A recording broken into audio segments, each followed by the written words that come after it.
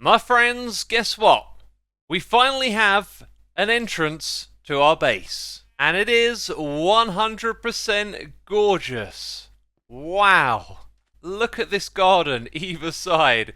It is the perfect complement to this build that we have. And from in here, it's a pretty fantastic sight too when you creak open that door. And wow, what a lovely garden. This was so much fun to work on. I really love the sandstone path here. And as you can see, it's full of all the little details and quirks, a variety of blocks in random places, and it just makes for a wonderful entrance here.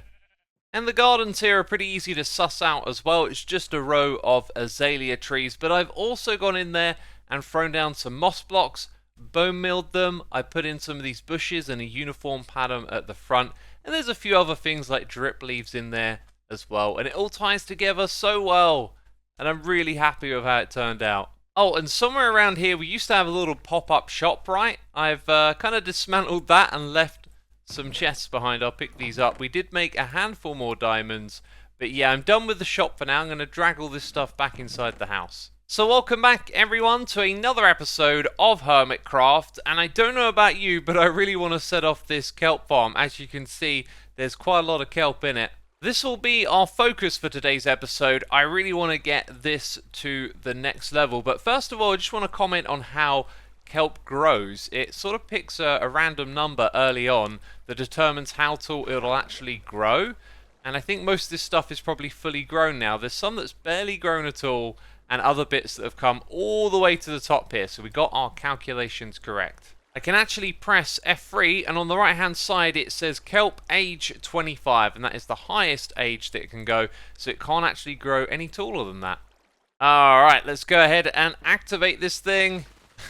It's always fun to see it chopping everything down. Oh! Oh god! What's going on? What is going on? That's ridiculous! My game's crashed! I can barely believe it!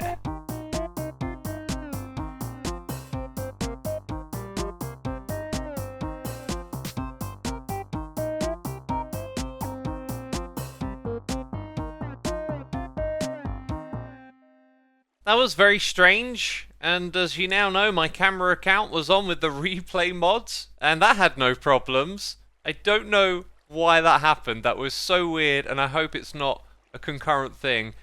As you can see, the kelp is up the top here where it needs to be. Some of it has like fallen off the edge, but that's not going to be a problem because there's going to be blocks up here eventually. But down here at the bottom, it is actually possible for some of the kelp to be pushed out by the flying machine. So I might want some sort of additional collection down here, or I might just leave this as a loss. It doesn't look like there's a crazy amount. I'm sort of checking and looking into these little gaps. They mostly just get pushed over the edge.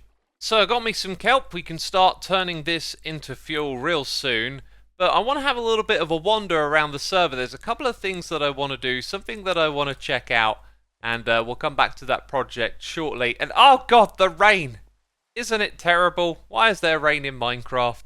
Well, I guess everything is that much more moodier now. But it won't take away from what you're about to see over the top of Corralis's building here. So at the back of his houses, he's opened up a log shop. And I don't know what the proper way to get here is, but I've climbed up the side of it. And this thing is just looking incredible here. Okay, there's a path actually leading down to this spot. And there's like a little water elevator system from inside his house. So this is the proper way to approach it. But look at this for a shop right here. This is some next level Minecraft. And yeah, there's this amazing construction truck with a mini crane on the front. All that cool stuff. Looking amazing. It's the location as well though. Because look, it runs right on the back of his house. But one thing's for sure, it looks so good. So when Ren moved into the area, he wasn't aware that Cubfan had actually set up shop directly below him. So Cubfan's starter base is supposedly below the Gigapies area. I think there is an entrance somewhere around here. Aha! I think I found it over here. That looks like something underneath Gigapies. Also, I've made a new friend. Cub's Coffee Shop. Aha, this is what the other hermits were telling me about. That he had a shop that you would enter through a boat. Looks like it's got 2 entrances, and look at this, whole bunch of potions for sale already. That's super cool. So it's 1 diamond for 5, and sadly, Cub doesn't actually have the potion that I wanted, which was speed 2, but not as a splash potion, because then the durability is much lower. It's just 1 minute 30. But I have a little experiment in mind, and it doesn't really matter if these don't last as long, because I can buy a lot of them. So we'll drop off our payment, and we're going to head deep underground. Okay, so Zedaph has just whispered to me some form of challenge. Bring 3 items or blocks he doesn't yet have in his collection of everything.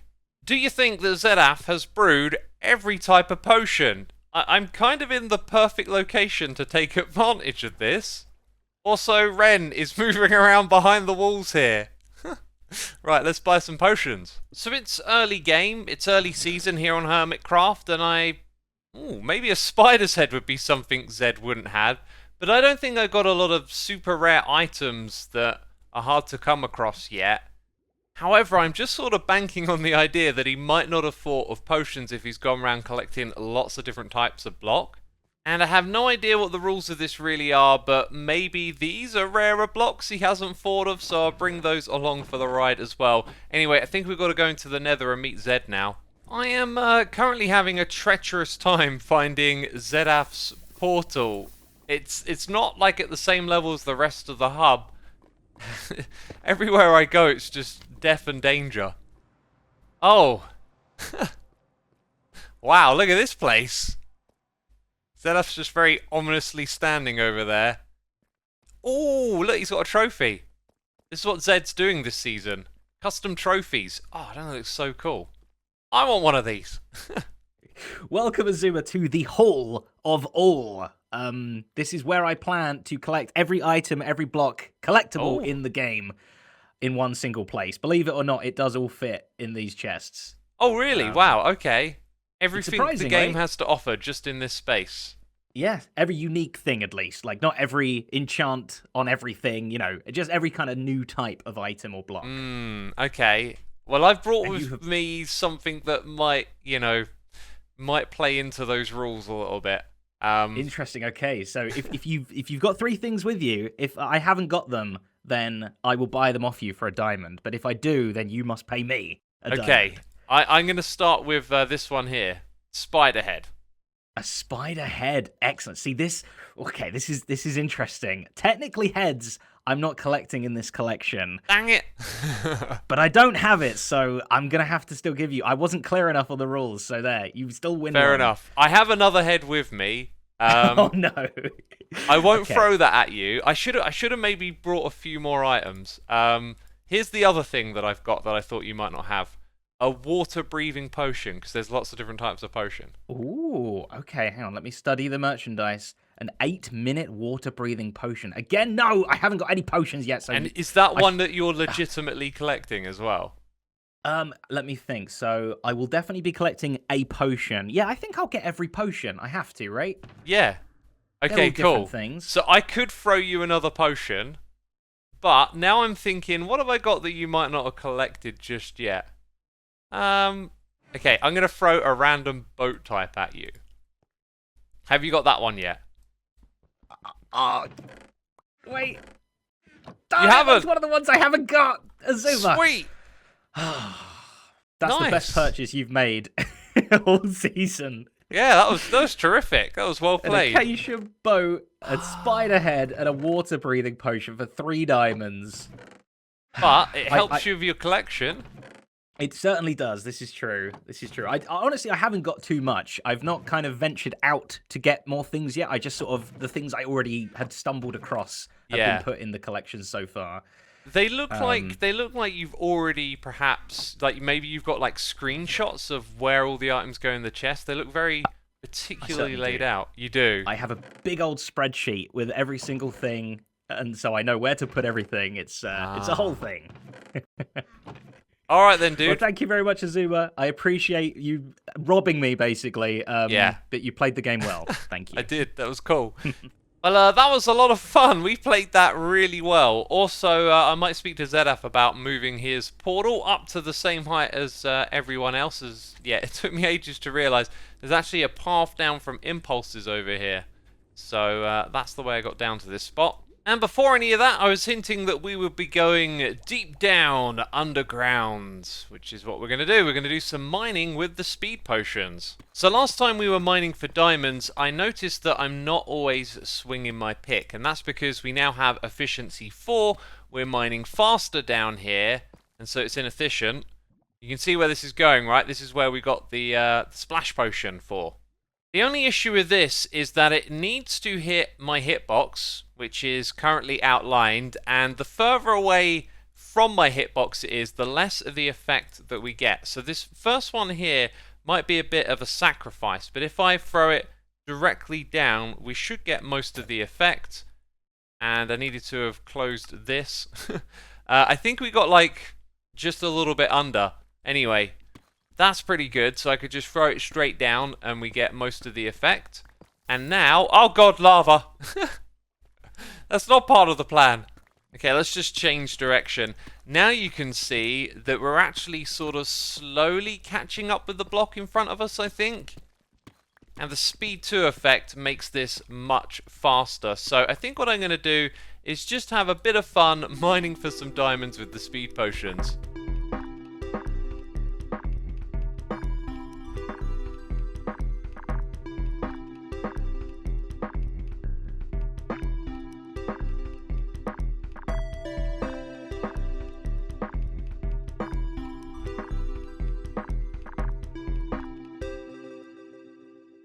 So, 17 diamond ore, a little more than 1 a minute, which to me felt on the lighter side.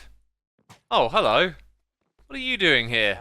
I don't want the bad omen effect, and here on Hermitcraft we don't have fire tick spread on, so I'm not going to set a light to these gorgeous, gorgeous docks here. And lucky me, I get myself an ominous banner. So when editing, I noticed that I could actually see the effect by hovering over it. So let's just go back to that thought. This is a bit of Minecraft knowledge for you. When I throw this directly up, it lands on my hitbox and it gives me the full 1 minute 30. What we got was 1 minute 22, and you can actually see it by hovering over on the side here. So when you're in that tight underground space and you try and throw it on yourself, you'll actually lose 8 seconds, which isn't a lot, but then again it only lasts for 1 minute 30.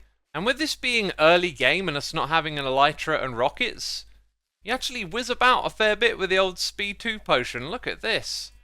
Blitzing through the area. I might have to use these a little bit more early on. Anyways, we're going to head into the Nether next, and I'm quickly going to fix up Zed's portal for him, bring it up to the same level as everyone else, and hook it up to our temporary Nether hub. So yeah, it's pretty straightforward stuff. I could have swore the floor was different last time I was here. And currently this isn't nothing too much to look at, it's all temporary, but what I have been doing is expanding the area in various places and putting up these roofs to protect you from the magma cubes. And the issue here that I realised a little too late is that I've been using cobbled deep slate, and even with a beacon you can't instant mine this, so when we tear it out later I've kind of made a bit of work for ourselves. But speaking of mining blocks and whatnot, I've been thinking about upgrading our tools yet again. Impulse now has all books available for 2 each, and I'm thinking of efficiency 5, so we've currently got efficiency 4 tools. Yeah, it was only my axe that I got efficiency 5 on, and I want to put smite on that as well. Okay, I brought another bunch of useful enchantments too, like Aqua Infinity and Depth Strider, and so we'll take our tools to the next level. Oh, there's a grand sale. Buy 4 books, get 1 free. Well, that saves me 4 diamonds. That's pretty good. Also, what is this? Lava walking? That's a troll, right? That's a total troll if I've ever seen it. And believe me, I know a troll when I see one. So obviously we want to ramp up the efficiency of our tools. It saves us time over time. And I'm thinking about grinding out some netherite in the near future as well. So just getting everything ready for those upgrades. And I did indeed plan ahead, so over here at the skeleton farm, wow, tons of bones that I'm going to craft up, and of course I got 105 levels, so this should be pretty painless to add to all of my gear. So yep, I did all of that without a hitch, and now we can get back to the kelp farm. And the problem that I have in front of me with this design is that the items go to the top, but they need to come all the way back down. And because I built like decorations around this to make it fit in with our build theme, it basically means the items are kind of stuck up here. So the way in which we collect the kelp is still going to be a little unusual and interesting, no doubt. But you can see that I put in these markers for the kind of space where the roof will fill in around here. And basically, I've been tinkering with redstone and discovering there's so little space to work with, I couldn't do anything interesting. Like, I had the idea for slime blocks to throw the items out of the building off into the distance. It's really not possible with the space we have. So unfortunately, we're going to do something rather simple up here. So I want to show you the really cool collection idea that I had, and it is really much easier just to fly around in my creative test world, where I came up with this idea, you know, that we could collect the kelp that is collecting on the edges on these rails with a hopper minecart. And as you can see, it just about makes it over to the other end and then goes off again. Wow, it barely makes it through. It was a lot faster when I originally tested this. This block might also interfere with it too. Maybe it's got something to do with the direction that I'm sending it around. So let's go in the other direction, and it should be a fair bit faster.